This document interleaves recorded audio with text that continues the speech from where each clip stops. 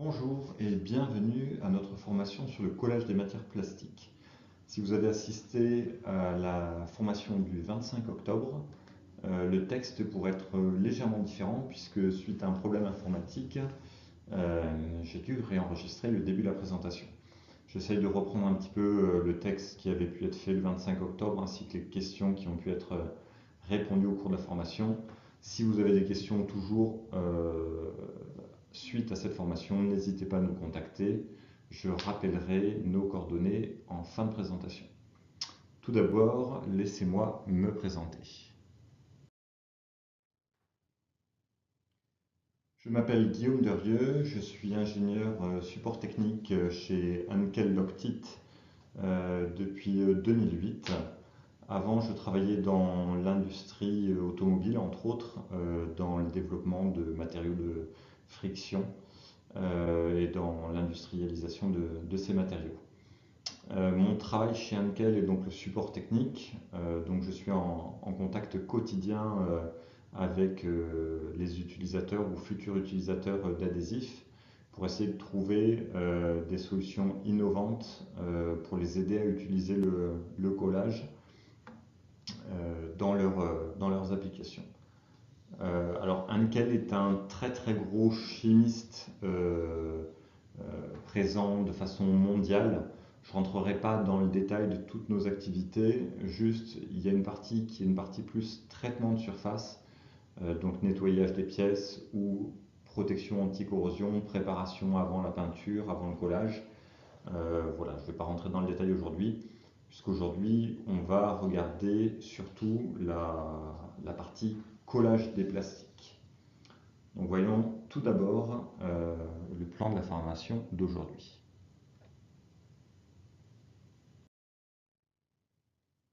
Donc tout d'abord, nous allons voir des généralités sur les plastiques, dont la notion de tension de surface et de stress cracking.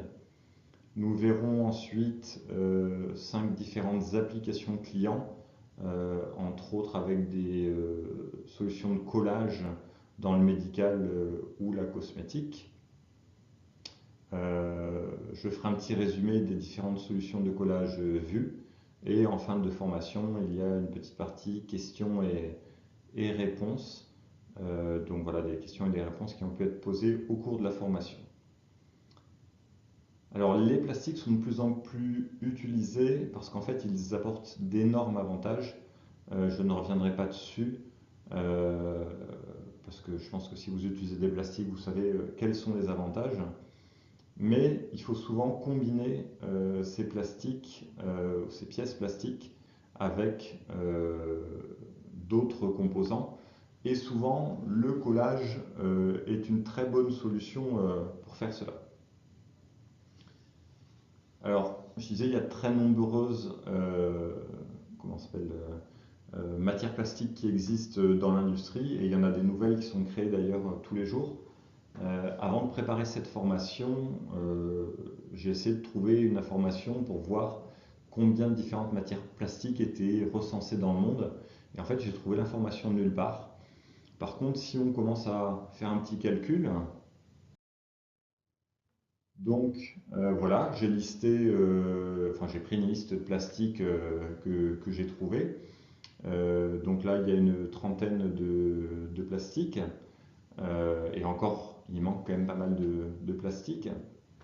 Et ensuite, ces plastiques vont être combinés avec des charges qui vont permettre d'avoir des matériaux moins chers, éventuellement d'apporter quelques propriétés mécaniques, des additifs comme des antioxydants, des stabilisateurs UV, des antifeux, des lubrifiants, des produits antistatiques, des colorants pour donner certaines couleurs. Et puis pour certaines couleurs, on est obligé de mixer les colorants. On va voir des renforts comme des fibres, des plastifiants, des agents démoulants. Donc on voit si on combine tout ça, on monte très très vite, très haut dans le nombre de matières plastiques qui peuvent exister.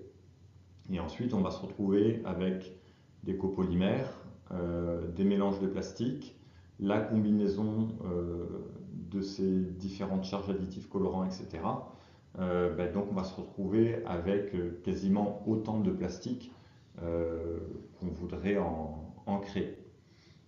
Donc, on peut se dire, bah tiens, je vais tester tous les plastiques que je trouve et puis je vais les tester avec les solutions de collage. Automatiquement, ça serait un travail quand même titanesque. Alors, j'ai des collègues qui ont commencé à faire ce travail et qui ont fait un document où on a testé pas mal de plastiques différents avec pas mal de modifications différentes. Et puis derrière, on peut se dire, ben, je vais tester aussi tous les adhésifs qui existent chez Loctite. Mais là, on va se retrouver pareil avec une centaine de combinaisons. Donc ça va commencer à devenir un travail vraiment très très difficile. Donc mes collègues se sont limités à tester quelques adhésifs avec quelques plastiques. Voici à quoi cela ressemble. Alors là, c'est juste l'extrait d'un tableau où on teste par exemple l'ABS avec différents adhésifs. Donc là, il y a 1, 2, 3, 4, 5, 6 adhésifs. En tout, je crois qu'il y en a une quinzaine qui sont testés. Et en vertical, dans les colonnes, on voit différents types d'ABS avec différents types de charges. Donc voilà, ça fait une très grosse base de données. C'est une base de données qui est là juste à titre d'indication, puisqu'au final, il y a quand même très peu de chances pour que vous ayez exactement le même plastique que celui qu'on a testé, qu'on ait intérêt à utiliser exactement le même adhésif, pardon. Et après, il y aura des contraintes de géométrie, de vieillissement, de mise en œuvre, etc., qui font que on n'est jamais totalement dans des conditions laboratoires. Cette base de données est faite en fait pour orienter vers le choix d'un adhésif, mais au final, il faudra toujours choisir en faisant des tests sur pièce. Donc c'est une base de données très grande et pour essayer d'y voir un petit peu plus simple et de faire un choix plus rapide vers tel ou tel adhésif, on a fait un tableau un petit peu plus simple qui est celui-là. Il est riche, mais au final, il est quand même assez simple. Donc, on retrouve en vertical, en fait, les différents plastiques, thermoplastiques, thermodurcissables, et éventuellement d'ailleurs les élastomères. Et en face, on a mis on a mis différentes familles d'adhésifs et on a indiqué si c'était intéressant ou pas de faire du collage avec ces produits. Alors la légende, alors c'est un document qu'on peut retrouver sur internet. Si vous avez des questions ou si vous voulez le document, n'hésitez pas à nous contacter. Donc pour rappel, nos coordonnées sont à la fin de la présentation. Donc un carré noir, ça veut dire qu'on recommande ce type d'adhésif pour ce type de plastique. Un demi-carré, ça va être acceptable. Et un carré blanc, ça va dépendre, dans certains cas, ça va être autorisé. Et quand c'est vide, souvent, c'est que c'est déconseillé. Après, il y a potentiellement des exceptions. Voilà, c'est juste un guide pour essayer d'orienter les utilisateurs. Surtout, n'hésitez pas à nous contacter si vous avez des questions ou des doutes et on regardera plus en détail votre application. Alors, au cours de la formation, il y avait quelques questions qui avaient été posées qui étaient assez intéressantes. La première, c'était concernant le tableau, est-ce que c'est à l'état initial ou seulement après vieillissement? Alors, en général, comment s'appelle ce tableau, c'est pour l'état initial. Donc on va vérifier la tenue mécanique et l'adhésion à l'état initial. Après le vieillissement, le résultat va dépendre vraiment de l'adhésif qu'on choisit et du vieillissement qu'on va faire. Donc ça deviendrait vraiment très compliqué de le mettre dans un tableau. Dans certaines fiches techniques, on va retrouver des données sur le vieillissement des adhésifs sur certains matériaux selon des vieillissements bien définis. L'autre question, c'était est-ce que le fait d'ajouter des charges ou des fibres peut modifier les propriétés d'adhésion? Effectivement, on peut modifier, et souvent au positif, en ajoutant des charges ou des fibres au plastique, sauf quand on est sur des produits lubrifiants où en général on va baisser les performances. Je disais tout à l'heure, dans les fiches techniques, on se retrouve avec éventuellement plus d'informations. Je vais vous montrer rapidement, par exemple, deux fiches techniques différentes. Donc en fait là j'ai comparé deux cyanoacrylates différentes, dont à droite une cyanoacrylate qui est plus orientée vers le collage des plastiques.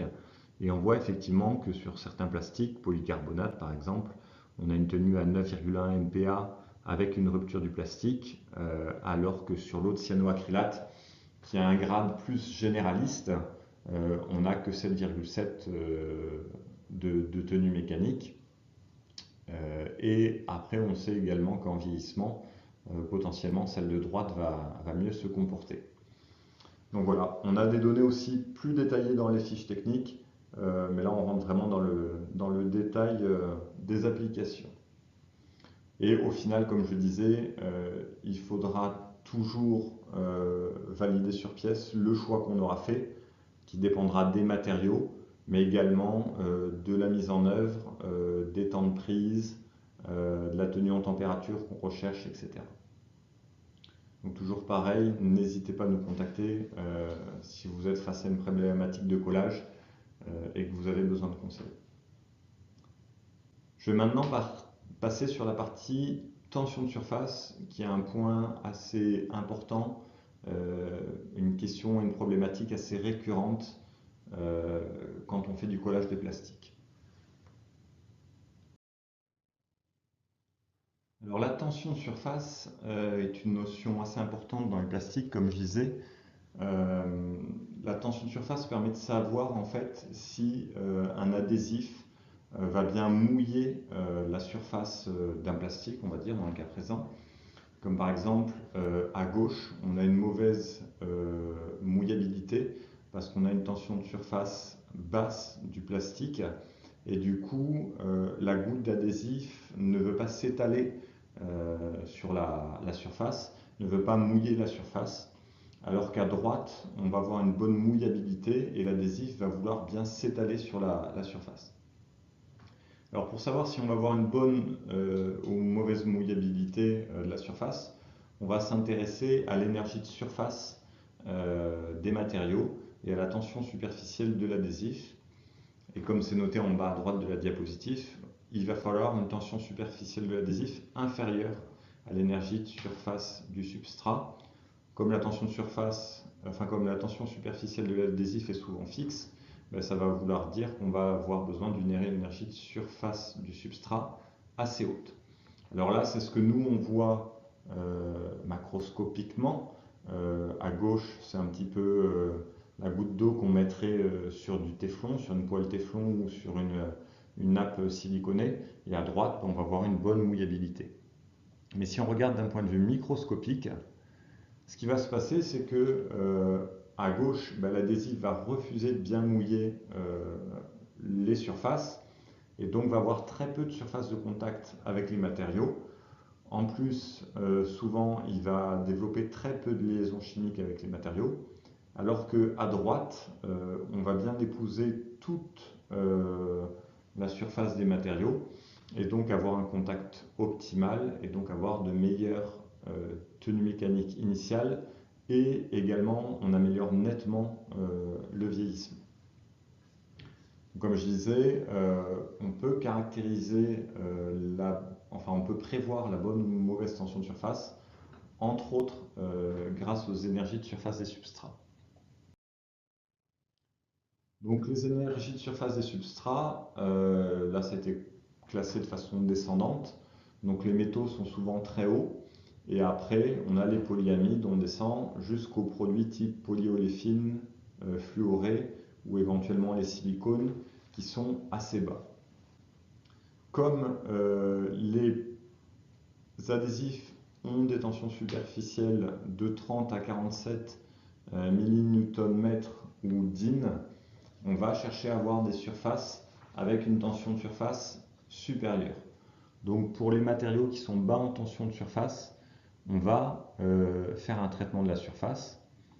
Alors le traitement de la surface, ça peut être utiliser un primaire, utiliser un plasma ou un corona, comme on peut voir sur la photo à droite.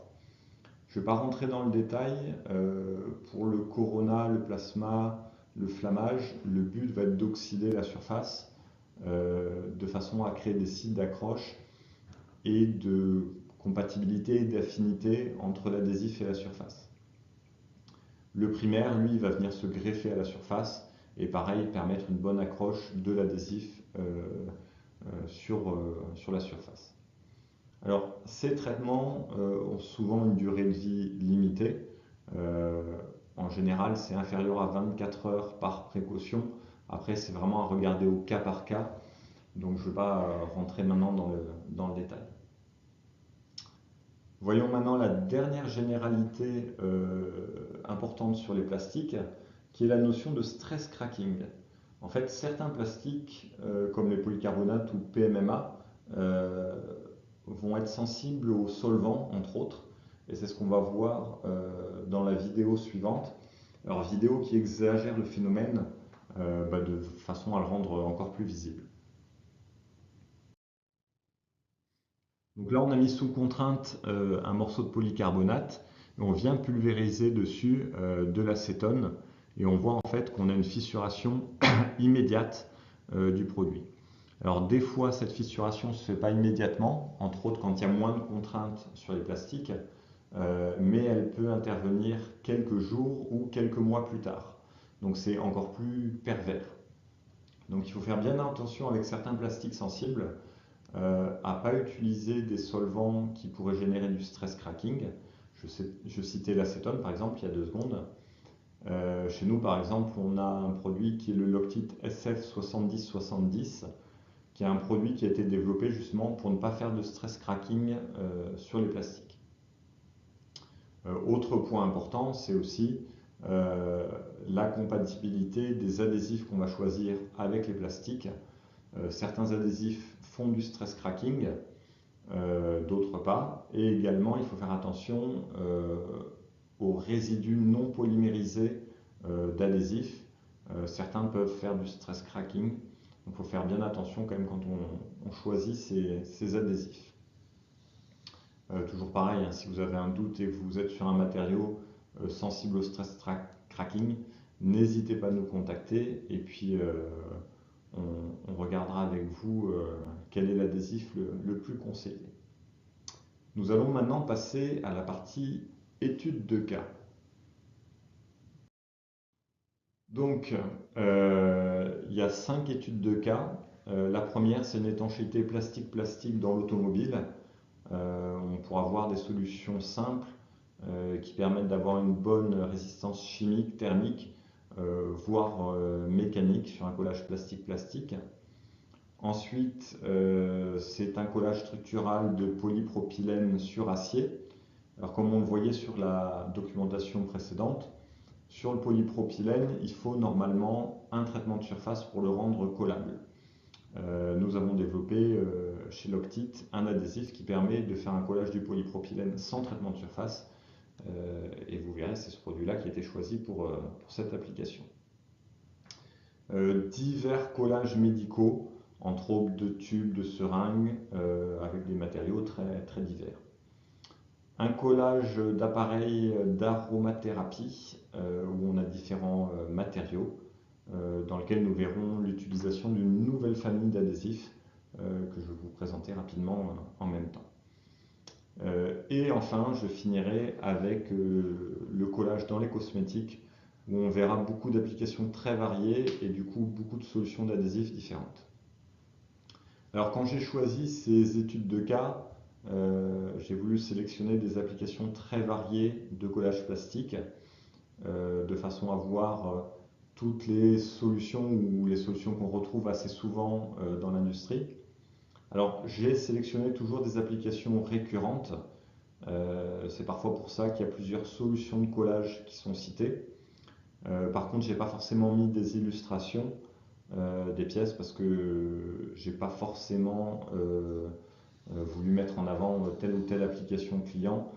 Certaines sont confidentielles, donc là, il n'y a pas de question à se poser, on n'a pas le droit d'en parler dans les détails. Ou après, il y en a d'autres, voilà, je suis resté assez dans la généralité. Pour chaque solution, j'indiquerai ce qui a pu amener au choix de tel ou tel adhésif. Euh, et puis voilà, si vous avez d'autres questions, n'hésitez pas à les poser. Donc voyons d'abord la première application. Alors, il s'agit de différentes applications. Alors, j'ai mis circuit gaz.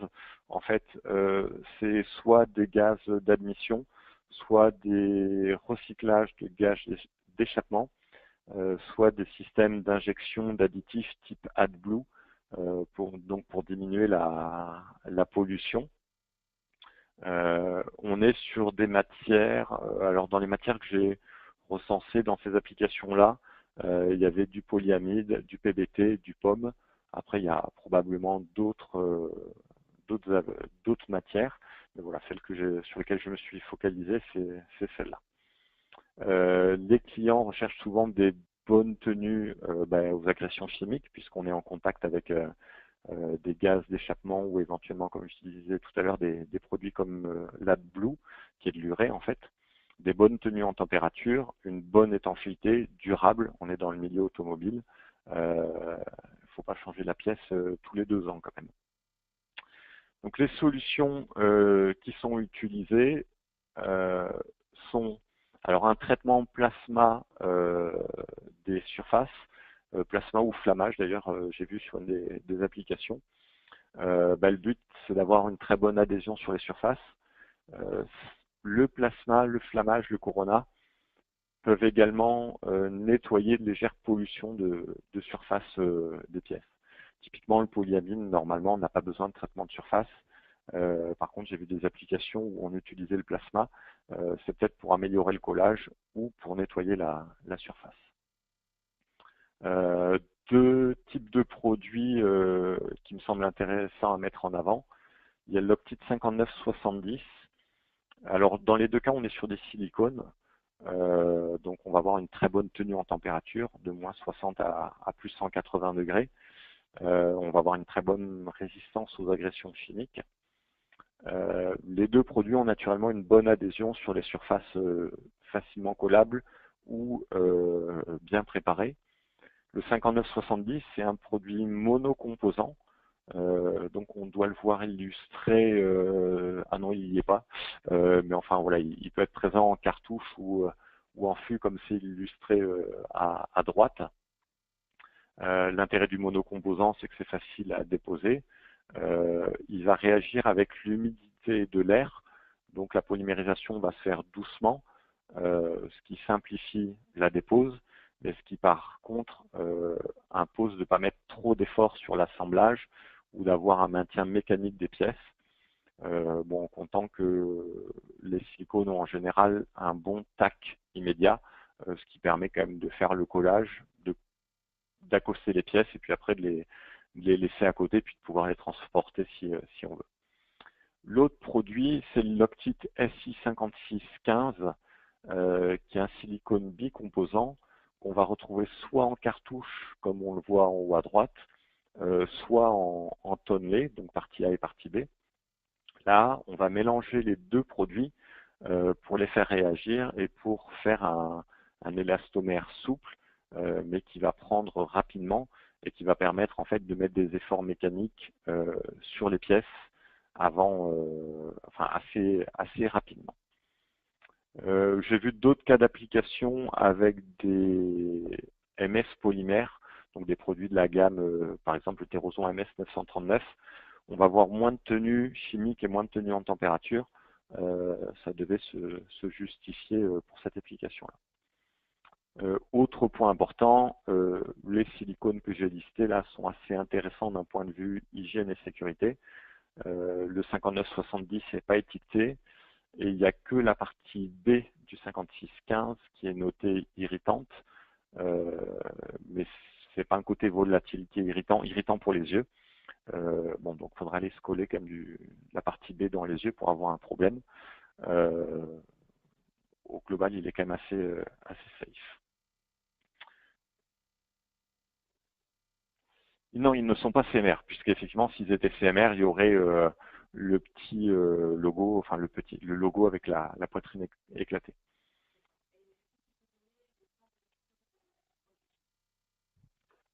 Alors le temps ouvert effectivement de ces produits, le 5970, un monocomposant, on va avoir un temps ouvert de 20 minutes de mémoire, ce qui veut dire qu'effectivement, entre le moment où je vais faire la dépose et le moment où je vais assembler mes pièces, il faudra que j'ai moins de 20 minutes. Bon, ce qui en général est quand même assez simple en production. Pour le 5615, on doit être sur quelques minutes. Je vais voir si je vais la donner rapidement.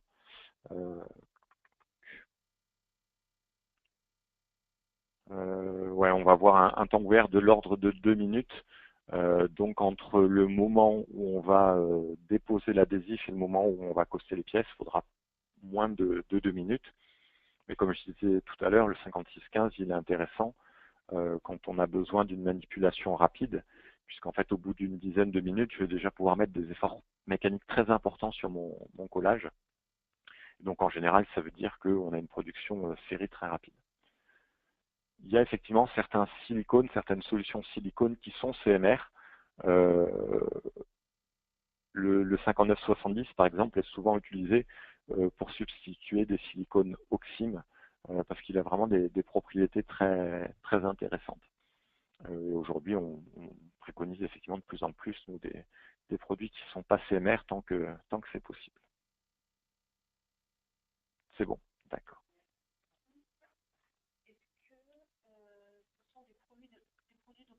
Sur FDA. Ceux-là, le 5970, non de mémoire. Donc FDA, c'est un agrément américain pour la nourriture. Enfin, j'espère que la personne parle bien de ce FDA-là. Auquel cas, il faut qu'elle remette une autre question. Le 5615, il n'est pas FDA. Par contre, il est compliance avec, je ne retrouve pas le terme en français, enfin, il est en accord avec la législation européenne sur les contacts avec les denrées alimentaires. Donc, il n'y a pas de matière première interdite dedans. Et on a fait des tests de migration en comptant qu'en général, le contact entre la nourriture et les collages se fait sur un joint, donc sur une toute petite surface. Donc voilà, on fait des calculs en mettant en contact X grammes de colle avec X grammes de différents, enfin X kilos d'ailleurs souvent, de différents types de nourriture. 59,70 de mémoire, non. 56,15, il est en accord avec la réglementation européenne. On peut pareil, n'hésitez pas à poser des questions, quitte à demander à une réponse, je dirais, personnalisée. On a oublié de le dire tout à l'heure, je crois, mais à la fin enfin pas à la fin, dans quelques jours, on verra la liste des questions et puis des réponses qui seront écrites avec des données complémentaires si besoin. Voilà, un peu plus structuré que ma réponse tout de suite. Si vous avez des questions particulières, mais que vous voulez qu'on réponde que à vous, vous le notez dans la question avec vos coordonnées, et puis on vous contactera pour répondre spécifiquement à votre demande. D'accord. On va voir maintenant, donc là on était sur une application étanchéité, même si effectivement on a une certaine tenue mécanique. On va voir maintenant une application qui est plus collage structural. Donc on va chercher à transmettre plus d'efforts à travers toujours la même surface de collage. Dans le cas présent, c'est le collage de renforts plastiques ou de pièces plastiques sur des pièces de fixation. On a pas mal d'applications toujours dans l'automobile. Donc voilà, dans l'automobile, on retrouve de plus en plus de renforts plastiques, de pièces qui vont encaisser les chocs, etc. Et de temps en temps, il faut pouvoir changer rapidement ces pièces ou les assembler sur ligne. Et dans ce cas-là, il y a des petites pattes de fixation qui sont en acier avec cataphorèse pour éviter la corrosion, qu'il faut coller à différents endroits sur ces pièces. Donc on a des cas d'application sur Polypro naturel ou sur Polypro chargé 30% fibre de verre. Et quand les clients ne veulent pas faire de préparation de surface, mais qui veulent quand même des très bonnes tenues mécaniques et surtout, comme on disait tout à l'heure, un très bon vieillissement, il y a un produit qui est très intéressant, qui est en fait le Loctite AA3038. Et je suis en train de me rendre compte que mon illustration n'est pas à jour du tout en bas à gauche, puisqu'on n'a pas le bon étiquetage. Il faudra mettre une plus à jour pour la prochaine présentation. On est sur un adhésif métacrylate qui va avoir une adhésion naturelle sur beaucoup de substrats, dont les polyoléfines, le polypro, le polyéthylène, même des matériaux comme le PBT, et qui va transmettre des efforts très importants. Typiquement, nous, on a fait des tests, par exemple sur polypropylène, on est aux alentours de 100 kg par centimètre carré de collage. Donc, dès qu'on va avoir une surface de collage un petit peu importante, quelques centimètres carrés, si on vient solliciter l'assemblage, c'est souvent une des pièces plastiques qui va casser. Sur le PBT, qui est un matériau qui a pareil une tension de surface assez basse, aux alentours de 32 millinewtons par mètre, on va avoir de l'ordre de 140 kg par centimètre carré. Donc pareil, quand même des performances très très élevées pour de tels plastiques et encore une fois sur un adhésif sans préparation de surface au préalable. Donc là, on est sur un produit bicomposant, donc partie A et partie B vont se mélanger. Le produit sort prêt à l'emploi, comme on voit en bas à droite, et puis on fait le collage dans la foulée. Il existe dans différents conditionnements, petite seringue de 50 ml, de 490 ml et en tonnelet si besoin. Donc maintenant, on va quitter le monde de l'automobile pour aller sur le médical. Donc on va être sur des pièces un petit peu différentes. Alors dans le médical, petite question avant. Ah, faut que je répète la question, d'accord.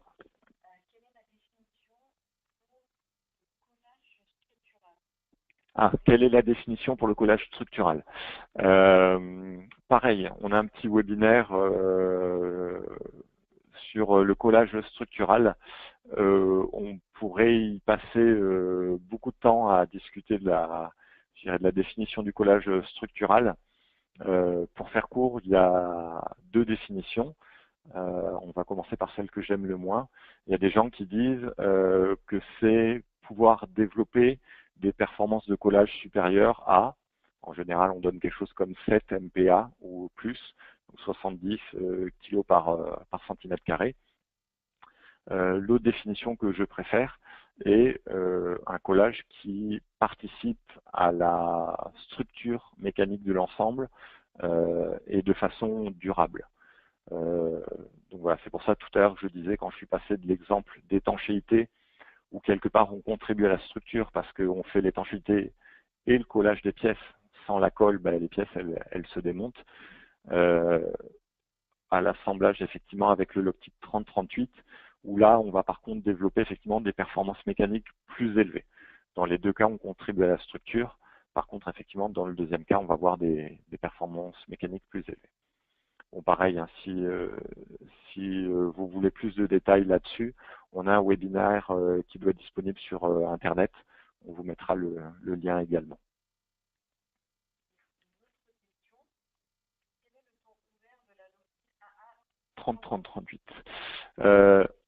Qu'est-ce qu'il y a?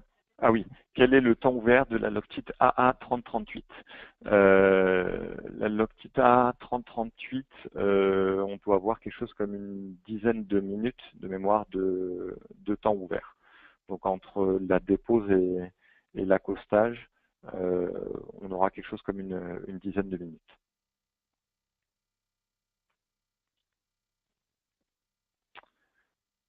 Donc le médical.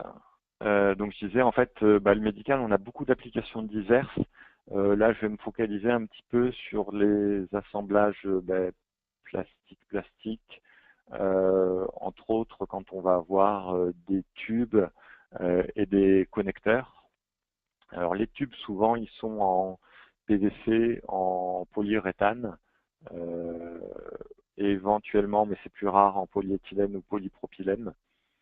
Les connecteurs, on va avoir beaucoup de matières différentes, ABS, polycarbonate, polyéthylène, polypropylène, etc. Et encore une fois, dans ces deux familles-là, beaucoup de formulations différentes. Quelques exemples d'applications. À droite, il y a des collages de tubes sur connecteurs, pardon, pour des intraveineuses. Donc, on va être au contact derrière de sang ou de médicaments. Donc, voilà, des trucs utiles dont on a besoin de temps en temps. Les solutions qu'on retrouve couramment. Alors, la première, ça va être d'utiliser les cyanoacrylates.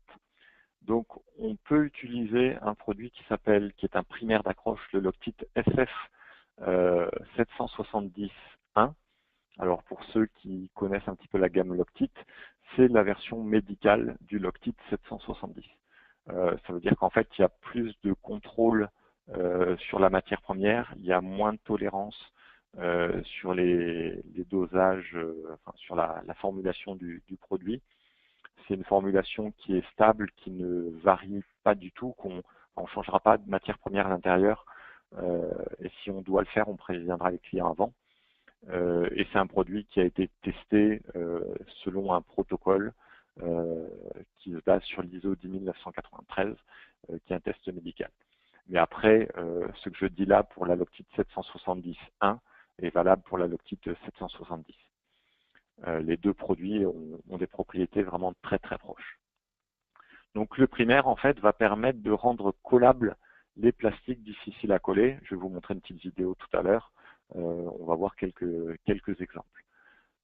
Et ensuite, on peut faire le collage avec des produits comme la Loctite 401 ou sa version médicale 401.1. Pareil, Loctite 406 et sa version médicale 406.1 ou 460.1 qui est la version médicale de la 460. Quand on utilise le primaire avant, on va utiliser la cyano comme on l'utilise classiquement.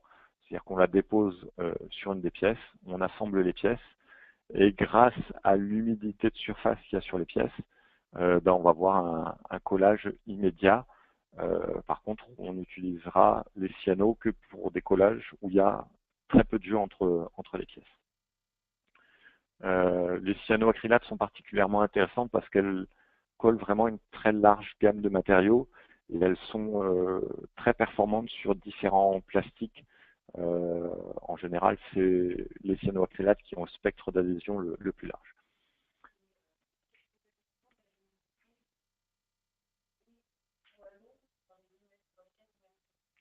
Alors, ouais, la résistance à l'humidité, à l'immersion effectivement des cyanoacrylates. Alors, résistance vraiment en contact avec l'eau, les cyanoacrylates le supportent en général plutôt bien. C'est plutôt la chaleur humide en fait qu'on a du mal à développer, à supporter. Après, ça va dépendre des substrats qu'on va choisir et des adhésifs qu'on va choisir. La 401.1 et la 406.1 par exemple tiennent très bien à la chaleur humide. La 461 un petit peu moins. Comme je disais tout à l'heure, on retrouve les données sur la fiche technique.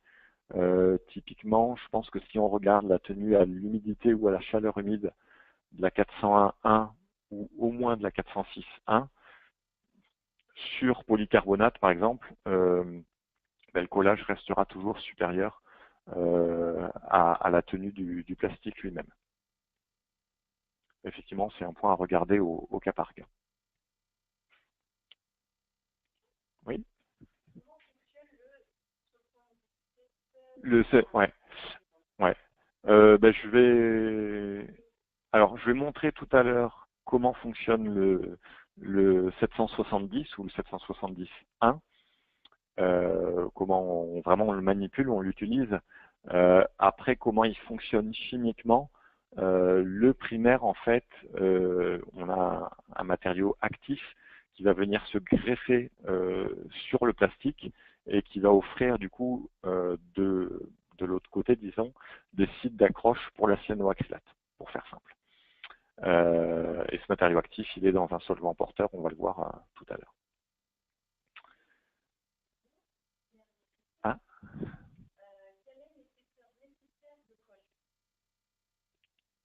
Alors, ouais, quelle est l'épaisseur nécessaire de colle?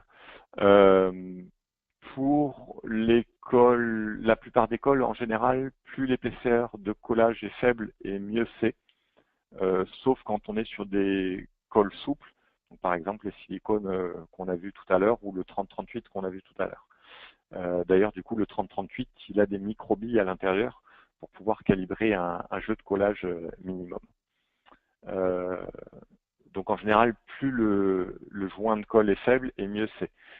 Pour les cyanos, on va même aller au-delà, ça va marcher que sur des jeux faibles. En général, c'est très bien en dessous de 0,1 mm en jeu et on n'ira pas jouer au-delà de 0,2 mm, sauf certains grades spéciaux. C'est quelque part un petit peu une limite d'ailleurs pour les cyanoacrylates. On va faire que des collages avec jeux faibles et du coup, si on a besoin de faire un collage avec un jeu important, on va partir sur d'autres solutions. L'autre solution qu'on retrouve fréquemment, c'est l'utilisation d'acrylique photopolymérisables. Donc, quand on aura des plastiques difficiles à coller avant, on n'a pas de primaire spécifique pour ces adhésifs, et du coup, on va être obligé de faire un corona ou un plasma qui va, comme je disais tout à l'heure, oxyder vraiment la surface, remonter la tension de surface et rendre collables les substrats. Après, il faut tester au cas par cas. Il y a des fois, même si on fait un corona ou plasma, la surface ne devient pas collable. Mais par exemple, si je prends du polypropylène ou du polyéthylène, si je fais un corona ou un plasma, ça va le rendre collable. Et ensuite, on va utiliser donc des acryliques UV. J'en ai cité deux qu'on retrouve souvent. Le Loctite AA3921, qui est un produit plutôt fluide, qui va être utilisé quand on a des jeux faibles. Et le Loctite AA3321, qui est un produit plutôt épais, et qu'on va utiliser quand on a des jeux plutôt importants. Point important, ces deux acryliques photopolymérisables sont développés pour éviter le stress cracking sur les plastiques, parce que les acryliques standards, on va dire, créent du stress cracking sur les pièces. Donc voilà, on a développé certains grades qui en font moins. Cela dit, il faut quand même bien polymériser et rapidement les adhésifs. D'ailleurs, le mode d'utilisation de ces produits-là, donc on est sur des produits qu'on va déposer sur des pièces, on fait l'assemblage, et il ne se passe rien tant qu'on n'a pas apporté une source de lumière. C'est ce qui est illustré sur la petite photo en bas à droite. On va apporter de la lumière UV à une longueur d'onde bien spécifique, ce qui va déclencher la réaction de polymérisation et ce qui va structurer l'adhésif. On va pouvoir structurer l'adhésif en quelques secondes, voire en moins d'une seconde. Par contre, comme je disais, c'est vraiment important de structurer tout l'adhésif parce qu'autrement, il se peut qu'il ne se structure pas dans le temps, qui crée du stress cracking ou s'il est contact avec des médicaments, des choses comme ça, ça va être problématique. Qui dit d'ailleurs polymérisation grâce à une source d'UV, ça veut dire que ça ne marchera que si on peut éclairer la zone de collage. Si j'ai une zone d'ombre, dans cette zone-là, l'adhésif ne va pas polymériser. Point important d'ailleurs, point intéressant d'ailleurs, on a aussi des cyanoacrylates UV, donc qui vont polymériser grâce à l'humidité de surface des pièces, ou grâce aux UV au choix. Autre point important d'ailleurs, comme les cyanoacrylates polymérisent grâce à l'humidité de surface des pièces, leur vitesse de réaction peut être influencée par l'humidité ambiante ou peut être complètement arrêtée si je fais un traitement corona, flammage ou plasma sur les pièces avant, parce que ça va me sécher ma surface et du coup je ne pourrai pas faire le collage dans la foulée. Il faudra que j'attende au moins une demi-heure, une heure, que l'humidité se redépose sur les surfaces pour faire le collage. Je peux continuer? Ouais, je mets beaucoup de temps, il y a eu beaucoup de questions. Je me demande, non, j'ai pas oublié de point important. Je vais montrer une petite vidéo pour montrer comment on utilise le 770. Alors là, c'est une application en manuel. Elle saute un peu la vidéo. On vous enverra pareil le lien pour l'application de webinar en direct. La vidéo sautera moins du coup. Donc on dépose l'adhésif sur la surface dure à coller. Alors là, c'est pas un plastique, c'est un élastomère, c'est du silicone, donc qui naturellement est quand même très dur à coller. Ensuite, on dépose, dès que le solvant porteur s'est évaporé, on dépose l'adhésif sur la surface. On fait le collage, donc on accoste. On attend quelques secondes, vraiment pas très longtemps. Et vous voyez, on peut déjà manipuler les pièces très rapidement après. Alors on va déposer le primaire 770 ou 770-1 que sur les surfaces difficiles à coller. Là, c'est un autre assemblage silicone-silicone, mais on aurait procédé de la même façon si on avait utilisé deux plastiques difficiles à coller. Donc on dépose l'adhésif sur le substrat, on laisse le solvant s'évaporer, et ensuite on fait le collage normal. Oui, ce que j'ai oublié de dire, donc voilà, on est sur des petits conditionnements là pour faire un assemblage en manuel. On utilise une aiguille pour faire une dépose sans déposer trop d'adhésif. Les aiguilles qu'on commercialise en fait sont adaptables sur nos flacons pour les utilisations manuelles, mais également pour les têtes de dépose. Là, on a vu passer avant un assemblage polycarbonate silicone, et là, on est sur un assemblage polyéthylène silicone. Typiquement, quand on fait les collages de la polycarbonate silicone ou polyéthylène silicone, et comme je disais, on aurait pu faire polyéthylène sur polyéthylène ou polypropylène sur polypropylène, on va avoir un collage qui va être vraiment très très résistant et potentiellement plus résistant que les matériaux. Il n'y a pas eu de questions? Non? Ou je suis trop en retard? Alors, on va revenir aux études de cas. Très rapidement, mais juste voilà pour montrer un petit peu le pouvoir et les solutions possibles. Non, ça va? Non, c'est bon. On utilise aussi dans le médical les adhésifs pour faire des collages métal-plastique pour les seringues ou métal-verre pour faire des assemblages dans le cas des masques élastomères plastiques ou à droite des assemblages plastique-plastique. Donc on va retrouver les solutions que j'ai citées tout à l'heure, les cyanoacrylates, les acryliques UV, les cyanoacrylates UV. On en reverra une tout à l'heure de mémoire, ou éventuellement des époxys bicomposants de temps en temps. Je ne parle pas des époxys dans la formation d'aujourd'hui, parce que les cas d'application d'époxy sur les plastiques sont rares et ce n'est pas toujours les produits les plus indiqués. Mais voilà, il y a des cas d'application avec les époxys. Donc maintenant, on va passer du médical au bien-être avec un collage sur un appareil d'aromathérapie. Alors si vous avez déjà suivi nos formations avant, vous avez peut-être déjà vu ce cas d'application-là. C'est un client qui faisait des collages en fait, entre autres avec différentes cyanoacrylates de différents matériaux. Et comme je disais tout à l'heure, en fait, en fonction des conditions d'hygrométrie, donc d'humidité dans l'air, et puis en fonction du jeu qu'il pouvait avoir entre ces pièces, il avait des problèmes de vitesse de prise de ces assemblages. Donc on lui a proposé comme produit, et il a validé, la Loctite Hybride 4090, donc un produit qui fait partie d'une nouvelle gamme qui s'est agrandie cette année avec différents produits. Je vais vous en citer deux autres après. On est sur un produit bicomposant, donc en fait c'est la réaction entre la partie A et la partie B qui va permettre de faire la réaction, et donc on est plus sensible à l'humidité de surface. Et on est sur un produit assez rapide qui réagit même avec des températures basses. On va voir. Et oui, à la fin, on se retrouve avec on se retrouve avec un bicomposant qui prend rapidement, mais qui a vraiment de très bonnes performances, une très grande gamme d'adhésion sur les plastiques et sur les matériaux d'ailleurs de façon générale.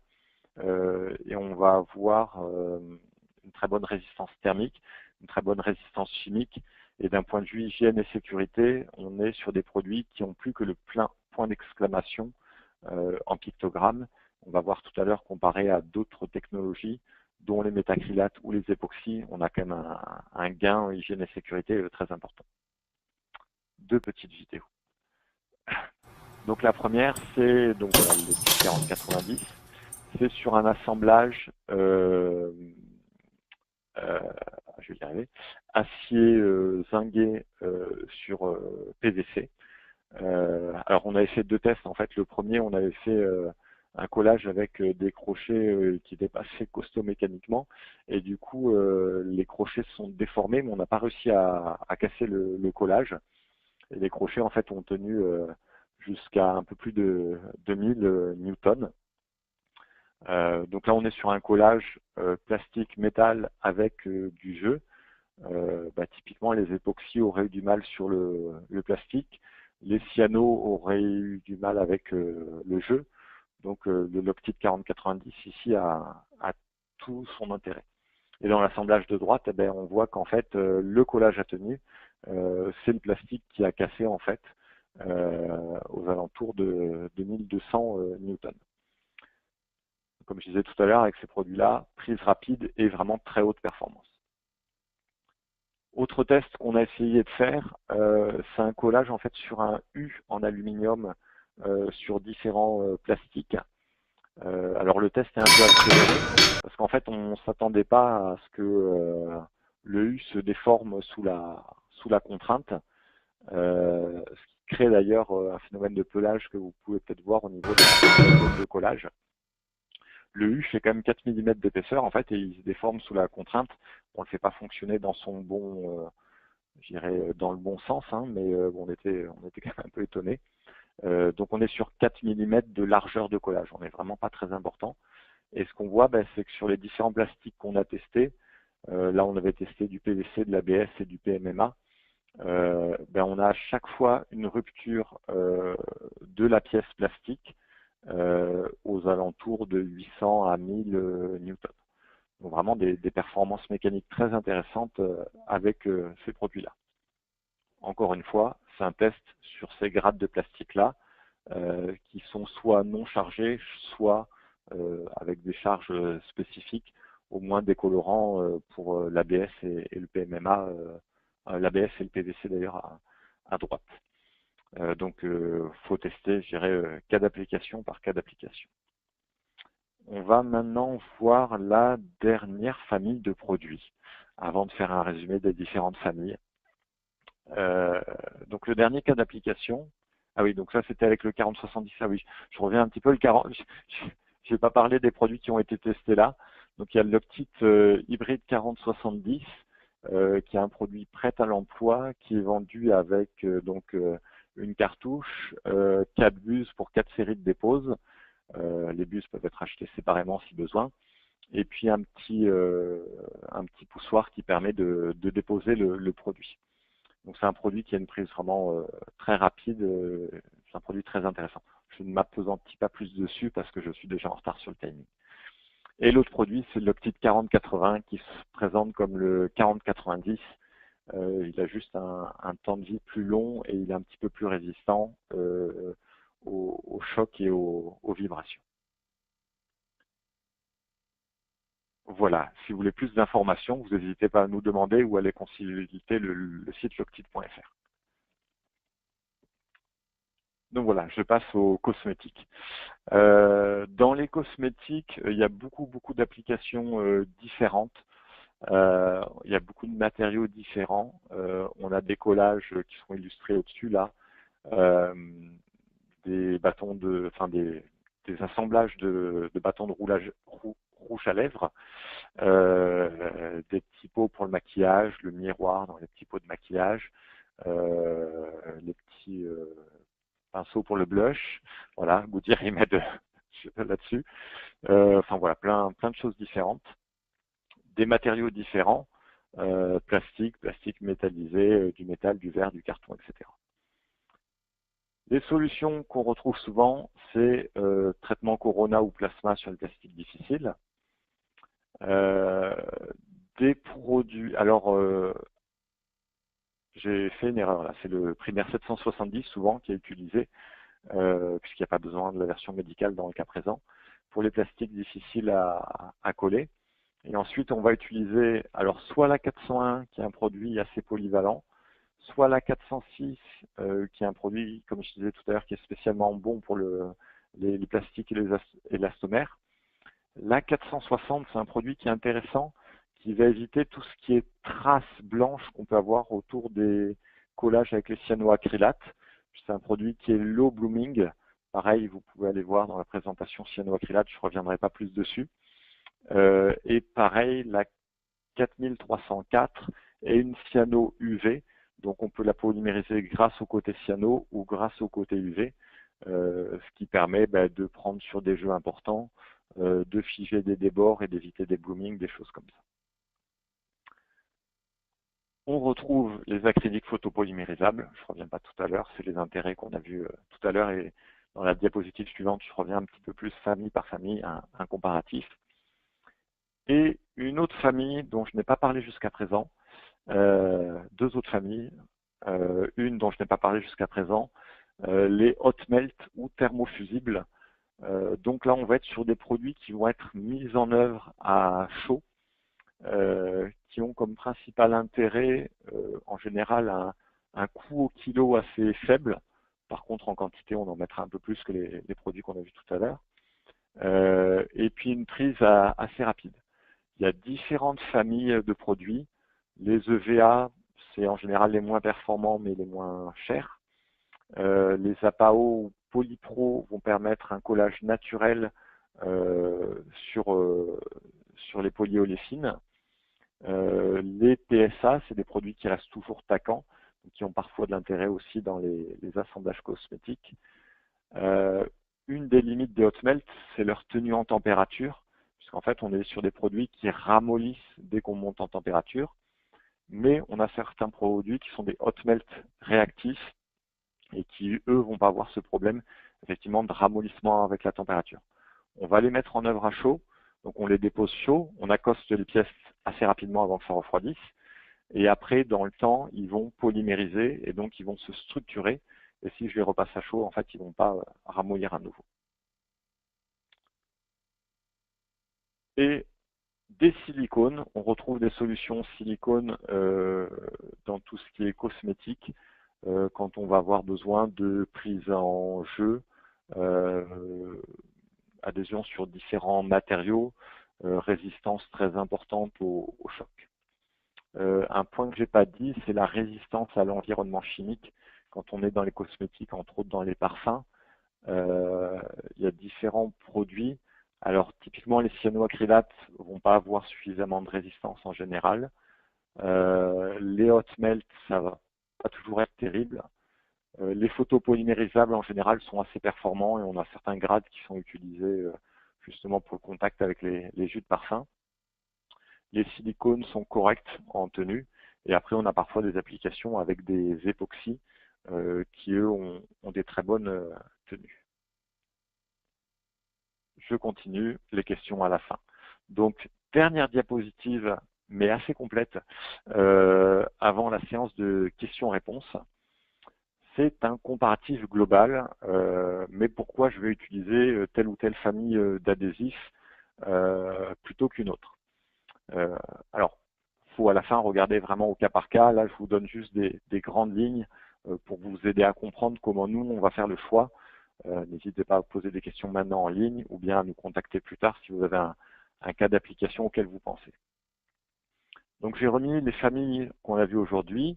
UV, hot melt, donc thermofusible, métacrylate, donc entre autres le Loctite AA3038, cyanoacrylate, hybride et silicone. Donc les caractéristiques principales intéressantes d'ailleurs. Les UV, on est sur des monocomposants qui sont transparents, d'un point de vue esthétique c'est assez intéressant aussi, c'est pour ça que c'est pas mal utilisé dans les cosmétiques. Les hot melt, on est sur des monocomposants avec une prise rapide et peu chère au kilo. Les métacrylates, on est sur des bicomposants, donc ça souvent c'est quand même un peu plus compliqué. Par contre, on a des produits vraiment très résilients, donc très résistants au choc, aux vibrations, au pelage. Les cyanoacrylates, on est la plupart du temps, on va dire quasiment tout le temps, sur des monocomposants, donc faciles à déposer, ils prennent rapidement, et ils sont très polyvalents au niveau des substrats. Les hybrides, on est sur des produits bicomposants, donc ça c'est un petit peu une limite, on va le voir tout à l'heure. Effectivement, c'est plus compliqué à déposer, mais on propose des solutions pour déposer nos produits monocomposants et nos produits bicomposants. Pareil, n'hésitez pas à nous contacter. On est sur des produits avec une prise rapide, polyvalent et vraiment très résistant après mécaniquement, chimiquement et thermiquement. On va le revoir après. Les silicones, on est sur des produits mono ou bicomposants, on va le voir après, qui sont souples et assez résistants chimiquement et thermiquement. Les limites, les UV, il faut une source de lumière pour les insoler, donc ça fait un coût supplémentaire, une étape supplémentaire, c'est un point à regarder. Il faut qu'il y ait au moins un des substrats qui soit transparent aux UV, parce que sinon on ne réussira pas à les polymériser. Les hot melt, il faut un équipement spécifique pour les déposer. Et comme je disais tout à l'heure, en dehors des hot melt réactifs, on a une tenue en température limitée. Les métacrylates, d'un point de vue HSE, on va le voir tout à l'heure, c'est pas terrible. Et ils ont souvent une très forte odeur qui est effectivement problématique des fois. Limite des cyanoacrylates, ça va être la prise en jeu, on l'a vu tout à l'heure, et le phénomène de blooming. Mais comme j'ai dit tout à l'heure, il y a des solutions pour éviter le blooming. C'est pour ça que je l'ai mis entre parenthèses. Les hybrides, la seule limite que je leur vois, c'est que c'est des produits bicomposants. Donc effectivement, il y a un temps de vie dans le mélangeur à gérer. Enfin voilà, ça se fait très bien. On progresse toujours dans la dépose des bicomposants et on a des solutions vraiment spécifiques pour ces produits-là. Les silicones, la limite, c'est que les monocomposants ont une prise assez lente. Bon, par contre, ils ont un tact immédiat qui permet de manipuler les pièces. Et les bicomposants, comme je l'ai dit tout à l'heure, c'est des bicomposants, donc ils prennent rapidement, mais il faut gérer quand même le temps de vie du produit. Le temps de prise d'ailleurs. Les UV, on peut être inférieur à 1 seconde, on est souvent inférieur à 1 seconde. Les hot melt, ça va être quelques secondes. Les métacrylates, on en a des très rapides et il y en a des plus longs, donc j'ai mis inférieur à 1 heure. Les cyanoacrylates, ça va être en quelques secondes. Les hybrides, ça va être inférieur à 15 minutes et pour le 40-70, par exemple, dans des conditions particulières, 1 à 2 minutes. Les silicones, on a un tact immédiat et puis après, on va avoir un temps de prise qui va dépendre vraiment du produit qu'on a choisi. Polyvalence sur les matériaux. Alors là, je l'ai fait de façon générale. Je ne me suis pas focalisé que sur les plastiques. Les 3 premiers sont peut-être un peu moins bons que les 3 derniers. C'est pour ça que je les ai mis en vert un peu pâle. Les UV vont marcher sur beaucoup de matériaux différents. Des fois, il faudra faire un traitement de surface pour rendre les matériaux collables, mais ça pourra marcher. Par contre, ils ne marcheront pas si on a 2 matériaux opaques. Les hot melt, sur les métaux, ce n'est pas toujours très performant. On a un phénomène de glacis des fois en fait sur les métaux. Et puis on peut avoir un problème sur les matériaux sensibles à la température. Encore une fois, c'est un point de vue très large. Partez pas du principe que par exemple, j'ai pas mis l'IPBT ou je sais pas quel autre plastique ou élastomère dans la liste des produits qui marchent pas et que du coup ça va marcher là-dessus. C'est vraiment de façon globale. Les métacrylates ont un spectre d'adhésion assez large. Par contre, il faut faire attention avec certains métacrylates sur les plastiques sensibles parce qu'ils peuvent les attaquer. Et pas forcément que sensibles au stress cracking. Même des matériaux comme le PVC ou l'ABS. Les cyanoacrylates, on est sur la gamme d'adhésion la plus large possible, à part le verre et certains matériaux vraiment très complexes. Eux, ils vont réussir à coller tout, quitte à devoir utiliser un primaire pour des matériaux comme le polypro, polyéthylène, silicone, pomme, etc. Les hybrides, on est presque aussi bon en spectre d'adhésion. Pareil, on ne les recommandera pas sur le verre. Et les silicones, ils marchent sur quasiment tous les substrats. J'ai pas mis de restriction. Il faudra un traitement de surface sur les matériaux difficiles à coller pour les rendre collables éventuellement. Hygiène et sécurité, qui est un point quand même de plus en plus important aujourd'hui. Les UV, on est plus ou moins bien. Il y a souvent quand même des pictogrammes. Un point négatif, c'est l'utilisation aussi d'une source UV. Donc, il va falloir la protéger. Quand c'est industrialisé, c'est assez facile à faire. Mais voilà, d'un point de vue hygiène et sécurité, voilà, j'ai pas mis des pictogrammes parce que c'est très varié, mais c'est pas forcément les meilleurs. Les hot melt, à part certains hot melt réactifs, on est plutôt bien. Dans les hot melt réactifs, il y en a qui sont étiquetés CMR, il y en a d'autres qui ne sont pas étiquetés CMR. N'hésitez pas à nous contacter si vous voulez. D'un point de vue hygiène et sécurité, il y a le côté chaud qui peut être problématique si on n'est pas sur une opération 100% automatisée.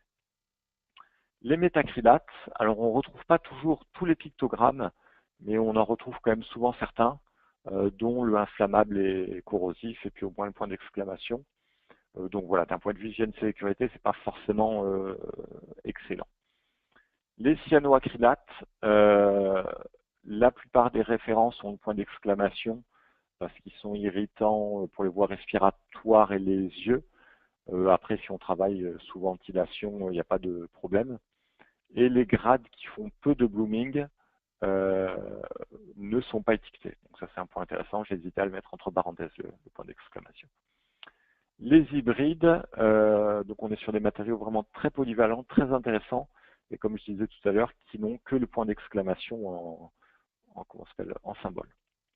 Et les silicones, à part effectivement certains, comme on disait tout à l'heure, qui sont CMR, voilà, il y a des solutions sans étiquetage. Enfin, dernière colonne avant de passer aux questions, la résistance en température. Les UV, on va tenir jusqu'à environ 130 degrés. Ça va dépendre vraiment des références. Les hot melt jusqu'à environ 80 degrés, en sachant qu'à 80 degrés, on n'aura vraiment plus beaucoup de tenue mécanique. Et 100 degrés pour les réactifs. Les métacrylates environ 100 degrés, ça va dépendre des références encore une fois. Les cyanos 100 degrés. Les hybrides, le meilleur, le 40-90, on le conseille jusqu'à 150 degrés en utilisation. Les autres sont à 100 ou 120 degrés.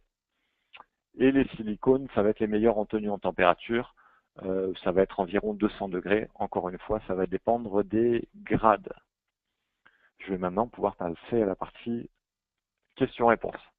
C'était un peu long aujourd'hui. Je me doutais que ça allait être long, mais il y a eu beaucoup de questions pendant la session. Alors, Goudiri, qu'est-ce qu'on a comme question?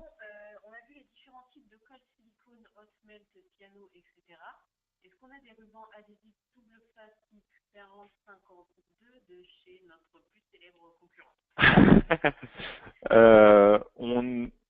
Ouais, alors est-ce qu'on a effectivement des solutions type double face?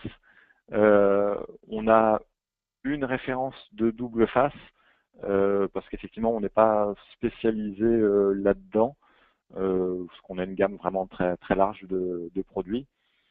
Les doubles faces, entre autres, pour les avoir utilisés dans mon travail avant, c'est intéressant pour certains cas d'application.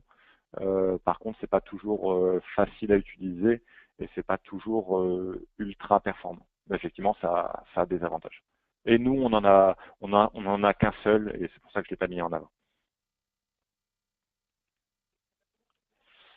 Il a été rebaptisé récemment, donc j'essaierai de retrouver la référence. Ça doit être un Terroson VR quelque chose. Est-ce que tu peux redonner une définition du blooming? Alors, la définition du blooming. Le blooming, en fait, c'est les traces blanches qu'on peut retrouver autour des zones de collage avec les cyanoacrylates. C'est en fait l'évaporation de la cyanoacrylate qui va se redéposer autour et qui va révéler en fait des fois des traces de doigts, donc c'est pas très esthétique, autour des zones de collage, parfois juste des zones blanches. Donc c'est un phénomène qui arrive parfois avec les excès de cyanoacrylate. Donc, comme je disais tout à l'heure, on a des solutions pour lutter contre le blooming, des produits low blooming, éviter les débords en déposant bien le produit, utiliser un activateur, utiliser une cyano-UV.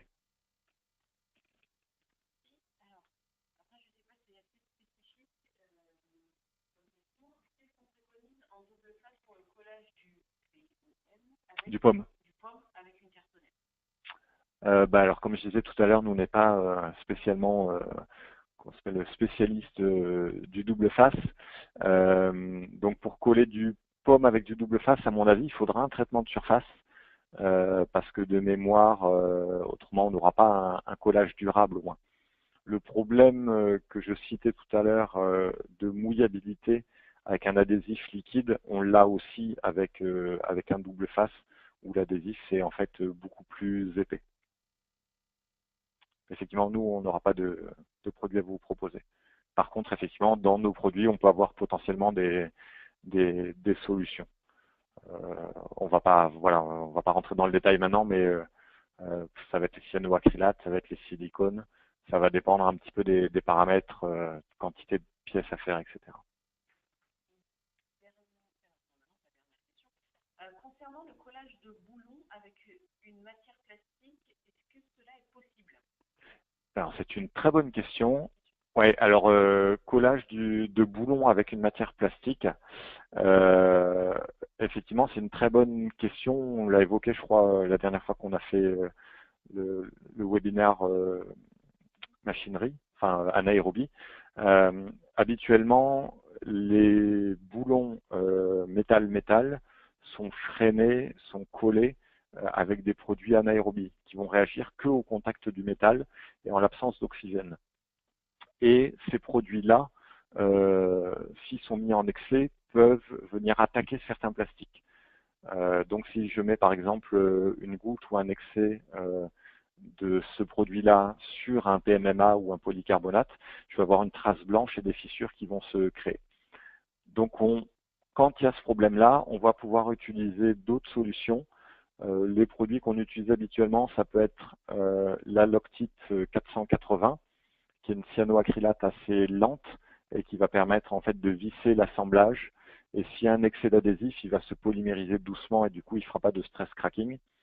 Ou éventuellement des époxys bicomposants qui vont très bien adhérer sur le métal. Et pareil, s'il y a un excès d'adhésif, on ne va pas avoir de stress cracking. Alors ce que je dis pour l'assemblage plastique-plastique, pour l'assemblage métal-métal, c'est valable aussi si on met une vis dans un logement qui en ait un des deux ou les deux soient en plastique. Puisqu'effectivement, on pourra freiner, mais là directement, pareil avec une cyano ou avec une époxy, une vis plastique ou une vis métal dans un logement plastique. Alors, je ne sais pas si on aura le temps de répondre à toutes les questions qui sont posées là. On va encore en poser quelques-unes et on vous répondra par écrit. À toutes. Voilà, il y a beaucoup de questions, donc et on ne va pas trop déborder, c'est ça? Voilà. Alors, une autre question, c'est peut-on aussi dire que le collage est maîtrisé, que l'effort de décollage peut être répétable? Sous quelles conditions décoller les différents produits? Effectivement, et la question, oui, c'est large. Effectivement, la question est large. Quand on colle un matériau et que le matériau est identifié, qu'il est connu, qu'il est propre, si on le colle avec un adhésif, on va voir effectivement une répétabilité de l'effort de décollage qui va dépendre de la surface de collage et de l'effort du type d'effort qu'on va mettre dessus. Donc effectivement, ça va être répétable. Quand on parle de collage de plastique, à part les hot melt et les silicones, dans toutes les familles qu'on a vues aujourd'hui, souvent on va avoir une tenue sur les plastiques vraiment très importante. Et là, du coup, le démontage ne sera pas forcément nécessaire. J'essaie de répondre de façon large à la question, puisqu'effectivement, la question était assez large. Donc, effectivement, quand on fait un collage répétable, on doit avoir une tenue mécanique répétable. Mais par contre, les assemblages plastiques ne sont pas toujours faciles à démonter. D'accord. Alors, dernière question. Est-ce que Henkel propose des solutions plasma ou Corona ou avez-vous des partenaires? Alors, est-ce que Henkel propose des solutions plasma ou Corona? Est-ce qu'on a des partenaires? Donc, nous, on ne propose pas les solutions Corona ou plasma. On connaît les acteurs du marché. Après, on vous indiquera des noms, mais on n'a pas vraiment de partenaires, quoi. C'est un peu dans la politique Henkel. Voilà, on ne va pas vous dire utilisez tel col et utilisez un plasma de chez monsieur X ou Y. Après, bon, de façon générale, on va vous orienter vers les gens les plus compétents qu'on connaît sur le marché, parce qu'on préfère que vous n'ayez pas de problème et pas une solution bancale, parce qu'on préfère que la solution de collage marche. Donc voilà, donc c'était la dernière question.